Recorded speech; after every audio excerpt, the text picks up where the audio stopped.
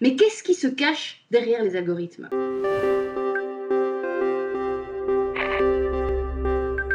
Alors, les juristes en droit du travail, ils ne se méfient pas des algorithmes. Ils se méfient de ce qu'il y a derrière les algorithmes. Alors, un algorithme, c'est cette formule mathématique complexe qui, lorsqu'elle est utilisée avec des programmes informatiques, elle permet de résoudre des problèmes très concrets en un temps record. Pensons à l'application des coursiers à vélo qui livrent des repas.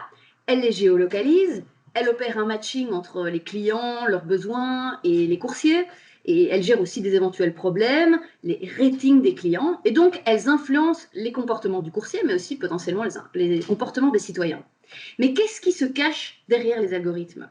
Première réponse, potentiellement un employeur, mais un employeur qui refuse de s'assumer comme tel. Et oui, les algorithmes décident pour moi, et du coup, vous, les travailleurs, vous êtes des indépendants. Pas de protection contre les accidents de travail, pas de salaire minimum, pas de chômage. Mais qu'est-ce qui se cache d'autre derrière ces algorithmes? Deuxième réponse possible, des esclaves modernes. Et là, on pense aux click farms, ces travailleurs employés dans des pays où il n'y a pas de protection de droit du travail et qui sont employés pour nourrir les algorithmes. Ça ne marche pas tout seul, c'est pas de la magie. Troisième réponse, qu'est-ce qui se cache encore derrière les algorithmes? Des informaticiens. Et c'est essentiel, c'est un enjeu démocratique. L'algorithme, comme toute technologie, c'est une création humaine, pas un produit de la nature.